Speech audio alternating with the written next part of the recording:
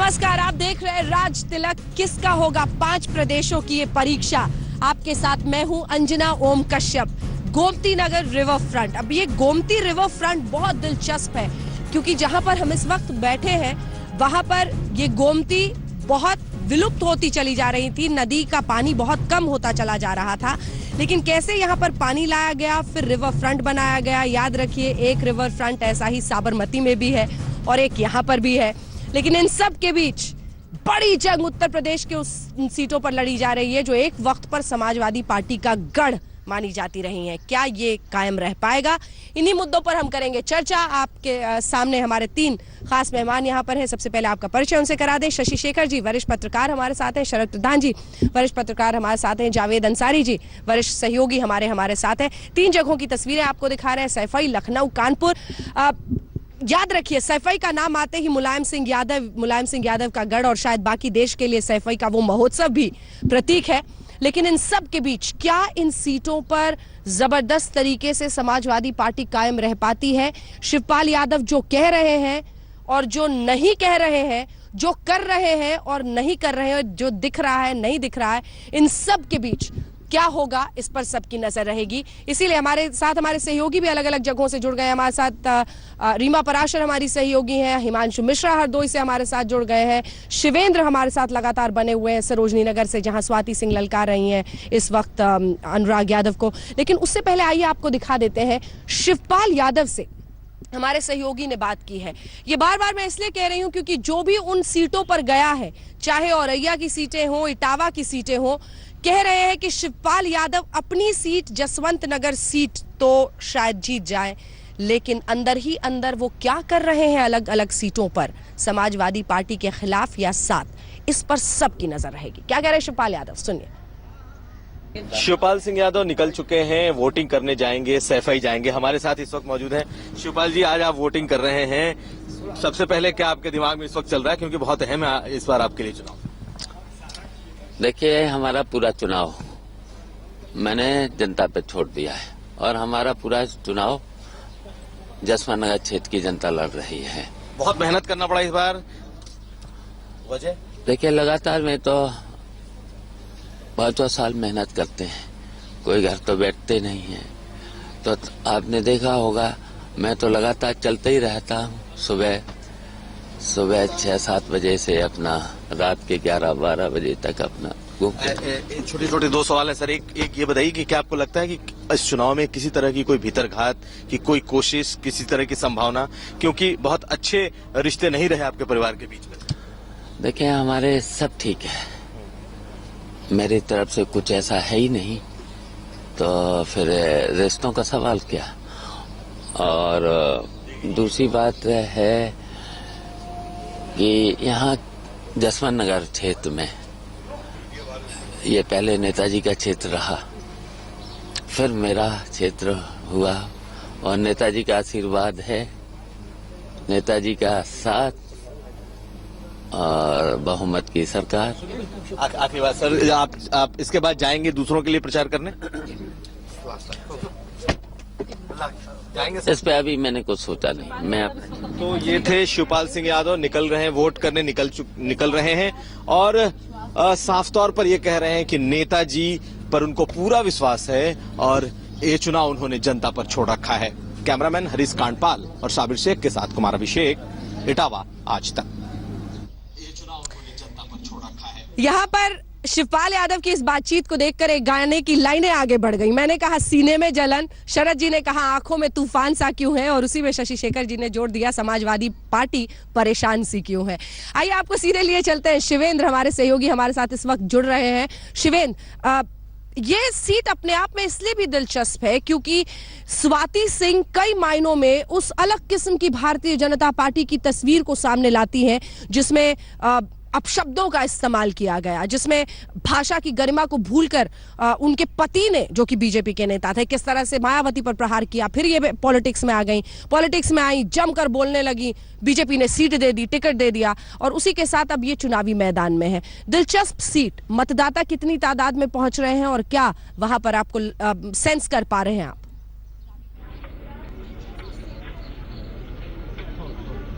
देखिए, सरोजनी नगर विधानसभा सीट जो है वो काफी बड़ी सीट है। यहाँ बहुत ज्यादा वोटर हैं और इसी की वजह से बहुत सुबह से ही यहाँ लोगों का आना जाना शुरू हो गया था। लेकिन एक बड़ी समस्या भी यहाँ खड़ी हो गई है। यहाँ हमारे साथ बहुत सारे लोग ऐसे खड़े हुए हैं जिनके वोटर लिस्ट में नाम नहीं है और वो परेशान है और आखिरी मौके पर उनकी मदद करने के लिए ना तो कोई अधिकारी है और ना ही कोई पार्टी का आदमी आ रहा है। हम बात करते हैं। ये बताइए, आपकी क्या समस्या है? सर, मैं सुबह 7 बजे आई, मैं आधार कार्ड लेकर आई, देखा उसमें लिस्ट में नाम नहीं था, तो उन्होंने कहा कि आप वोटर आईडी लेकर आइए, आपका मैं स्लिप बना देता हूँ। तो हम लोग देखिए सर, वोटर आईडी लेकर आए और नया मेरा वोटर आईडी कार्ड है और ये लिस्ट में नाम नहीं है। आपके साथ क्या समस्या है? समस्या हमारे साथ भी है। हम भी वोटर आईडी लेके आए, उन्होंने कहा उनके पास होगा, उनने उधर देखा, बोले उधर होगा, वो कहीं नहीं मिल रहा। सर, हम लोग 18 आपके तो घर पे बताया गया था कि आपको लिस्ट में नाम आएगा और यहाँ पर आप वोट देने आएगी, लेकिन उसके बाद क्या? इसकी हमारी वाइफ का है, ये पहचान पत्र मिला नहीं, इस कारण वो वोट डालने नहीं आ पाई। नहीं, लेकिन लिस्ट में नाम नहीं है जिन लोगों के, वो लोग बताइए। आपके हम लोगों का ना लिस्ट में नाम है और ना ही हम लोगों के घर पर वोटर पर्ची पहुंचाई गई है। आपके घर पे आकर के उन्होंने कहा था कि आपका नाम है और यहाँ पे लेने आए थे, लेकिन उन्होंने बोला कि घर पे पहुँचा देंगे। तो अधिकारियों से बात किया आखिरी मौके पर, तो वो क्या कहते हैं? वो कह रहे हैं अभी यहाँ पे नहीं है, आपका कहीं चेंज हो गया और कहीं चला गया है। ऐसे लगभग यहाँ पर कितने लोग होंगे जिनके साथ ऐसी समस्या हुई है? सभी लोगों के साथ ऐसी समस्या। आप बताइए आपके साथ। सर, हम लोग का नाम ना तो वोटर आईडी कार्ड के बेसिस पे उसमें था, ना रजिस्ट्रेशन में कहीं से भी है, और कोई सेटिस्फैक्ट्री अप्लाई नहीं मिल रहा। तो क्या लग रहा है आपको, एडमिनिस्ट्रेशन की गड़बड़ी है या कोई साजिश हुई है, या क्या वजह लगती है आपको? अब सर, इनमें कुछ भी हो सकता है, लेकिन कुछ ना कुछ गड़बड़ है जरूर sir. Some conspiracy is there, क्योंकि सर कई लोगों के वोट, कई लोगों का रजिस्ट्रेशन पे नहीं दिखाई पड़ रहा, जो यहाँ के मूल निवासी है सर, यहीं के आशियाना के।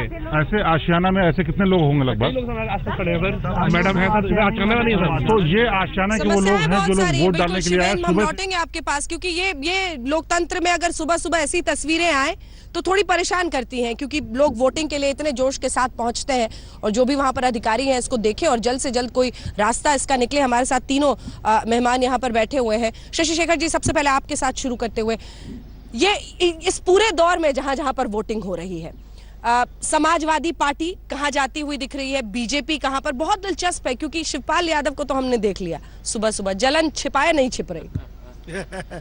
मुझे शिवपाल यादव की एक बहुत अच्छी बात लगती है। मैं उनको 30-35 साल से देख रहा हूँ। हाँ। वो मुस्कुराते रहते हैं, खुदा उनकी मुस्कान कायम रखे। मैंने उनको कई बार हार रही थी समाजवादी पार्टी, तब भी मुस्कुराते हुए देखा है। तो वो मुस्कुरा रहे हैं, भगवान उनकी मुस्कुराहट कायम रखे। हाँ। जो दौड़ के चुनाव अब तक हुए हैं उसे बड़ा कंफ्यूजन क्रिएट किया है। कभी हम सोचते थे कि एक गठबंधन बना है जिसकी वजह से पोलराइजेशन होगा। दूसरी बात थी कुछ खास किस्म के मतदाता एक तरफ चले जाएंगे, जो इलाकाई सूरमा होते हैं जैसे जाट हैं, उस तरीके उनको लेके बातें थी, लेकिन वो अब बीती की बात हो गई। हाँ। आज अखिलेश यादव का असली इम्तिहान है। आज वो अपने घर में जूझ रहे हैं और अगर आज वो अपने घर में घर की लड़ाई से पार पा गए तो उनकी स्थिति यकीनन बहुत अच्छी होने जा रही है। और यदि वो घर में ही अगर थोड़े से गड़बड़ाए तो शायद उनके लिए संघर्ष कुछ कठिन होगा। प्रधान साहब, नहीं, मेरा भी इसमें, मैं साथ में एक चीज और जोड़ूंगा। हाँ। अखिलेश यादव का इसलिए भी ये टेस्ट है, हाँ। क्योंकि लखनऊ जहाँ पे उनके जो विकास का जो और उसको शोकेस कर रहे थे और अच्छे काम करें, लेकिन उसका क्या विकास वोट भी लाता है ये पता लग जाएगा इस वाले चरण से, और इससे तय होगा आगे का रास्ता। अखिलेश यादव की पॉलिटिकल डेस्टिनी इस इलेक्शन में तय करेगा ये। चाचा शिवपाल कर क्या रहे हैं अंदर अंदर? उन सीटों पर आप गए हैं। देखिए, चाचा शिवपाल के लिए सबसे ज्यादा अहम यह है कि चाचा शिवपाल खुद अपनी पहले सीट जीत जाएं। उसके बाद ही कहा यह जाता है चाचा शिवपाल और अखिलेश के कैंप के दोनों लोग षड्यंत्र की बात कर रहे हैं। दोनों को ये शक है कि दूसरा ग्रुप जो है उनके खिलाफ षड्यंत्र कर रहा है। तो चाचा शिवपाल के लिए सबसे अहम बात यह है कि पहले वो अपनी सीट जीते। वो चाहते हैं कि 83,000 से ज्यादा से इस बार सीट जीते। ऐसा होगा या नहीं, ये पहले बहुत हाँ, चाचा शिवपाल सीट अपनी जीते, ये बहुत जरूरी है। हाँ। लेकिन विरोधी कुछ और उड़ा रहे हैं। चाचा शिवपाल कुछ सीटों के हारने पे खुश भी हो सकता है, ऐसा विरोधी कह रहे हैं, मैं नहीं कह रहा हूँ। ये चर्चा बहुत ज्यादा है। हाँ। कि और ये बात, मजे की बात क्या है कि मायावती यही अपने कैंपेन में कहती रही हैं कि भाई इनको वोट मत डालो, क्योंकि शिवपाल अखिलेश के लोगों को हराएंगे, अखिलेश शिवपाल के लोगों को हराएंगे। और ये अभी बहुत इस बात की चर्चा है, जैसे कि खाली शिवपाल यादव के साथ नहीं, अपर्णा यादव के साथ भी यही चीज आई कि भाई अखिलेश और डिम्पल उनकी कैंपेनिंग तो कर रहे हैं, हाँ। लेकिन दिल से चाहते हैं वो जीते या ना जीते। क्योंकि सोशल मीडिया पे जिस तरह से बाकियों के लिए ट्वीट हो रहा है वैसे हो नहीं रहा था अपर्णा यादव के लिए। हाँ बिल्कुल, और उस दिन एक बड़े मजे की बात ये हुई, दोनों की जॉइंट रैली डिम्पल और अपर्णा कर रही थी, तो फोटोग्राफर्स ने कहा कि जरा आप लोग पास पास आ जाइए। तो डिम्पल ने एक जुमला ऐसा कहा जो बड़ा मजेदार था। उसने कहा कि नहीं भाई, थोड़ा डिस्टेंस तो बना रहना चाहिए, कम से कम 1 फुट तो दूरी रहनी चाहिए। अच्छा, तो वो इस बड़ा लोडेड स्टेटमेंट। याद रखिएगा इन बातों को, क्योंकि ये बहुत महत्वपूर्ण है, क्योंकि समाजवादी पार्टी में जो दिख रहा है और जो नहीं दिख रहा है उसके बीच का फासला अखिलेश यादव की मुकद्दर तय करेगा। आइए आपको सुनाते हैं राम गोपाल यादव से कुछ देर पहले हमारे सहयोगी ने बात की है। राम गोपाल यादव प्रोफेसर साहब, चाणक्य जरूर उन्हें कहा जाता है, लेकिन कई ऐसी चीजें होंगी जो शायद पिछले चुनावों में महत्वपूर्ण रही थी समाजवादी पार्टी में। बूथ लेवल पर शिवपाल यादव क्या करते थे, किस तरह से पार्टी और पार्टी की राजनीति को आगे बढ़ाते थे, क्या वो सब इस बार हो पाया है? क्या शिवपाल ने वहां पर कोई नुकसान पहुंचाया है? बहुत सारे सवाल, इन सब के बीच कुमार विक्रांत ने ये सवाल ठोके उनके सामने, सुनिए। कांग्रेस पार्टी में आरजी यानी राहुल गांधी, तो समाजवादी पार्टी में आरजीवाई यानी रामगोपाल यादव। तो आरजी और आरजीवाई में वाई फैक्टर वो था जिसने समाजवादी पार्टी और कांग्रेस का गठबंधन करा दिया। हमारे साथ बिल्कुल वही आरजीवाई रामगोपाल यादव जी हैं। रामगोपाल जी, गठबंधन हो गया, अखिलेश राहुल साथ साथ निकल रहे हैं, आज अखिलेश यादव के गढ़ में चुनाव होने जा रहा है, क्या कहेंगे? Here, this alliance, although in Etawah district where we are here sitting, the election is one-sided. It is in favor of the alliance, it is in favor of the Samajwadi Party. So far as I have noticed, all the 4 assembly segments of Mainpuri district, all 3 constituencies of Etawah district, and 3 of Auraiya districts, and 4 of Firozabad, all these constituencies are going in favor of Samajwadi Party. लेकिन sir आपने बताया नहीं Y factor क्या था जो आपने तालमेल करा दिया, क्योंकि मुलायम सिंह जी तो कहते रहे कि नहीं होना चाहिए तालमेल, बिल्कुल नहीं होना चाहिए, क्या समझा दिया अखिलेश को आपने? जब तालमेल हो गया है तो अब उसकी पोस्टमार्टम मत कीजिएगा। तालमेल है और बहुत बढ़िया तालमेल है। पहली बार कोई तालमेल ऐसा हुआ है जिसमें कार्यकर्ता मन से एक दूसरे की मदद कर रहे हैं। ये इस गठबंधन की सफलता का बहुत बड़ा कारण बनेगा।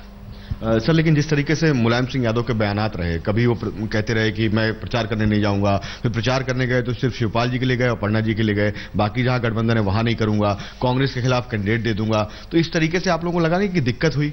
अरे कुछ दिक्कत नहीं हुई। पॉलिटिक्स में बयान बगैर, नेताजी कहते हैं कि चर्चा पर्चा खर्चा ये चीज चलती रहनी चाहिए।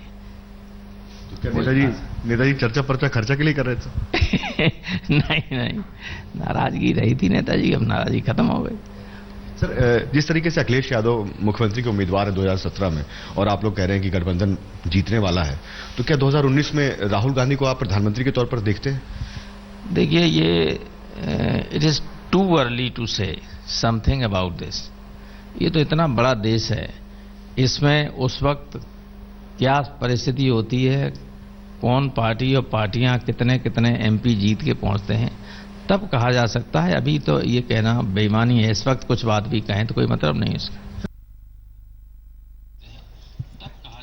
ये अगर अखिलेश यादव के लिए परीक्षा है तो राम गोपाल यादव के लिए भी परीक्षा है। एक क्विक कमेंट आप सबसे, जो उनकी बातचीत थी उस पर क्या समझ में आ रहा है? साफ दिख रहा है कि रामगोपाल यादव को इस वक्त अहमियत जितनी मिल गई है, अब तो इस वक्त तो सबसे बड़ा इनका भी तो फुल एंड फाइनल होगा ना इस बार।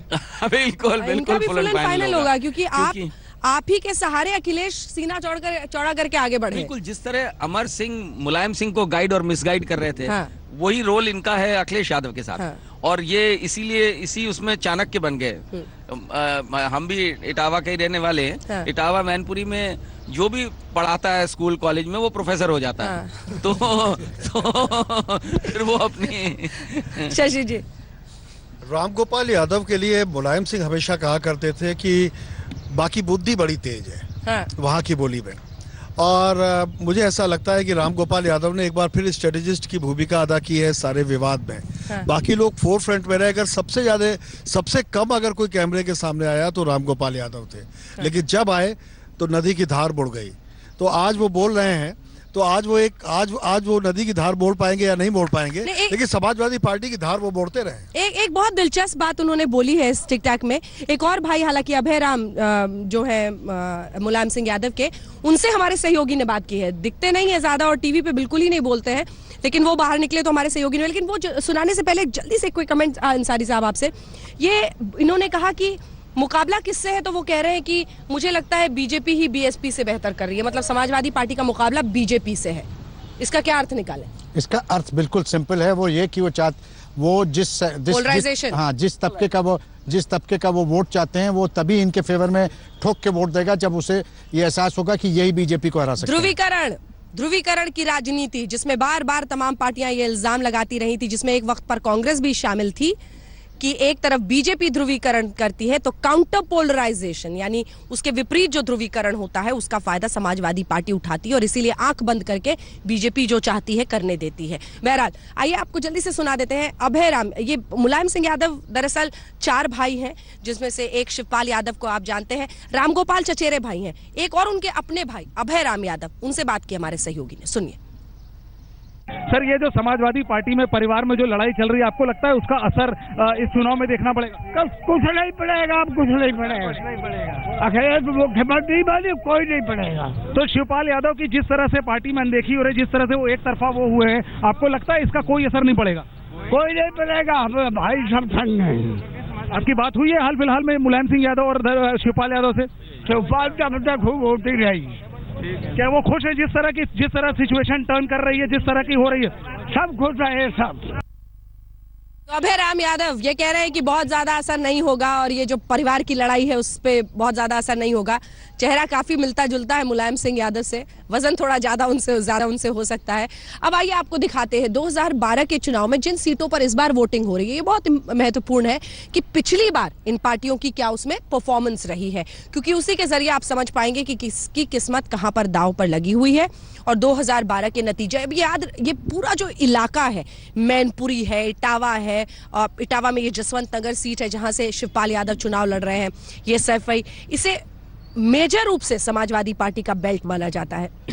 कानपुर जैसी सीटें भी महत्वपूर्ण है, क्योंकि कानपुर देखिए, कानपुर में भी बहुत सीटें हैं और यहाँ पर क्या बीजेपी पूरी तरह से मामले को पलट सकती है, इस पर नजर रहेगी, क्योंकि बहुत अपर कास्ट भी कानपुर जैसी जगहों पर रहते हैं।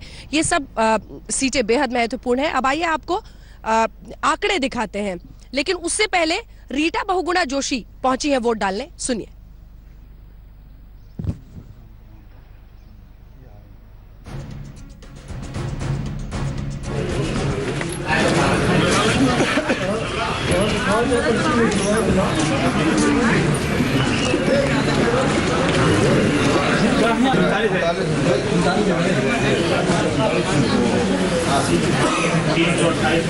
इधर आओ।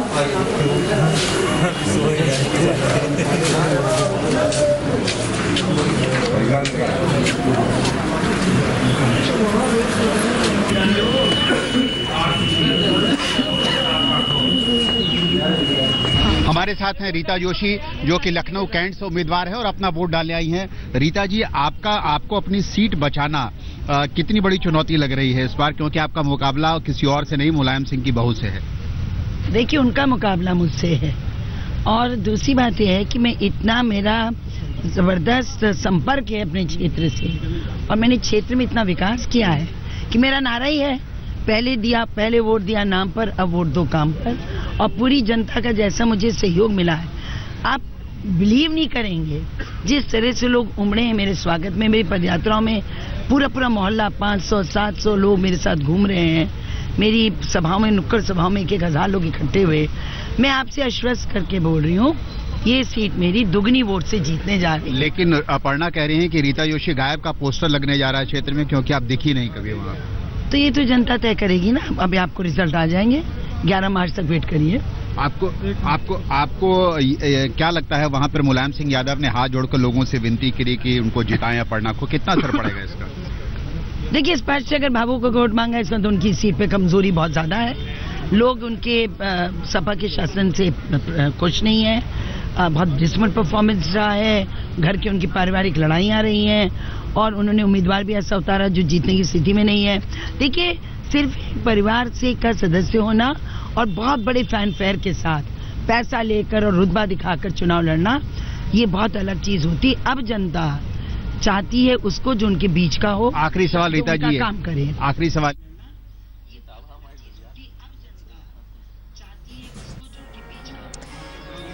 यकीन करेंगे क्या लोग? जल्दी से शशि शेखर जी, यकीन करेंगे? पार्टी बदल चुकी है इनकी।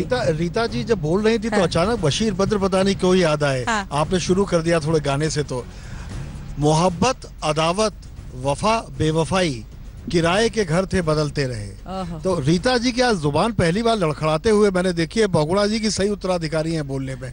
अब जीतती हैं हारती हैं अलग बात है, लेकिन जुबान की लड़खड़ाहट बताती है कि तंज थोड़े पुराने हैं और गहरे तक घुसे हुए हैं। बिल्कुल, क्या बात है। आप कह रहे थे कि इनको इनमें से बहुत बहुगुणा जी की झलक लगती है, लेकिन इनकी जो राजनीति है इनकी और इनके भाई की बहुगुणा जी की राजनीति से बिल्कुल ही उल्टी है। वो जीवन भर बीजेपी के घनघोर विरोधी थी। ये दोनों जाके बीजेपी में दोनों ही भाई बहन जाकर वहां पर ये सर सीट दिखा रहे हैं जरा, ये देखिए बहुत महत्वपूर्ण है। 2012 में किसको कितनी सीटें थी, तो इन सीटों पर जहां वोटिंग हो रही है 55 सीटें समाजवादी पार्टी के, मतलब गढ़ है ये, यही गढ़ है।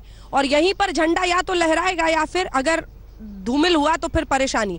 ये बाकी सीटें हम आपको दिखा रहे हैं। तो समाजवादी पार्टी को 2012 के विधानसभा चुनाव में 55 सीटें यहां पर मिली थी और लगभग 6 सीटें बीएसपी के पास थी, मायावती के पास। इसके साथ ही जो अगला भारतीय जनता पार्टी, ये देखिए कांग्रेस को 2 सीटें और 5 सीटें बीजेपी को। मतलब यहीं पर एक तरह से परीक्षा है। 69 में से 55 बहुत बड़ा नंबर, बहुत बड़ा रेयर होता है कि इतनी बाकियों का सुपड़ा साफ हो गया था।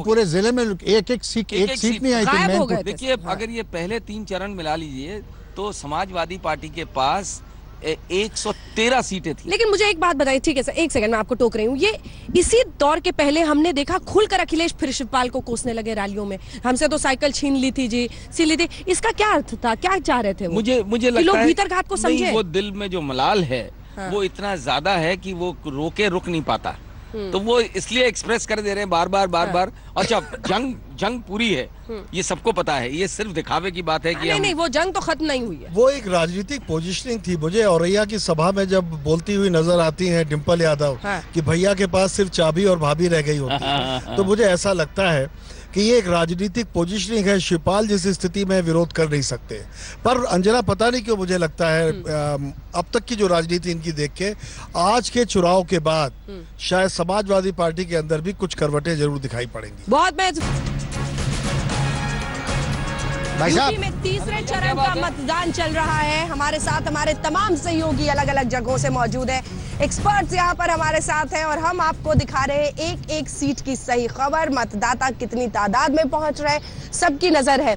लेकिन रीमा पराशर हमारी सहयोगी ने बात की है एक ऐसे शख्स से जो बीजेपी में लंबे वक्त से हैं, अटल बिहारी वाजपेयी के आसपास उत्तर प्रदेश की राजनीति में बेहद सक्रिय दिखते थे, लालजी टंडन क्या कह रहे हैं, सुनिए। और अपना वोट डालकर अब हमारे साथ आ गए हैं लालजी टंडन जी, बीजेपी के वरिष्ठ नेता।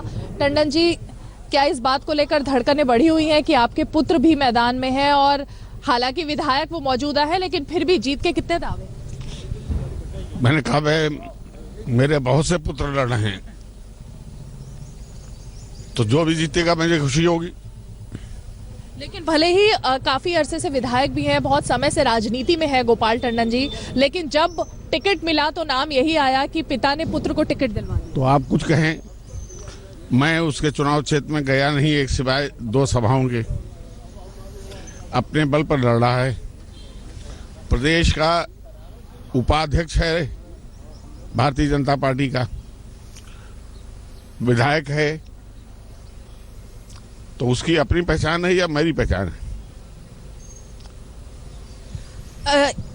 लखनऊ की सीटों पर पिछली बार कहीं ना कहीं समाजवादी पार्टी ने सुपड़ा साफ कर दिया था बीजेपी का। लखनऊ सीट जो आपके नाम से जानी जाती रही, अटल बिहारी वाजपेयी जी के नाम से जाने जाती, अब ये इस पर एक एक कमेंट में जल्दी से मैं आप तीनों से चाहती हूँ, बहुत दिलचस्प है क्योंकि 30 से 35 सीटें तो बीजेपी ने भी इस बार पुत्रों को और परिवारों को दे दिया और एक तो पार्टी का मतलब ही समाजवादी पार्टी का परिवार ही है। भाजपा पूरी तरीके से परिवारवादी पार्टी साबित हो चुकी है, नंबर 1। नंबर 2, लालजी टंडन की ये भीष्म पितामही अदा मुझे बहुत अच्छी लगी। सारे मेरे ही बेटे लड़ रहे हैं प्रधान साहब।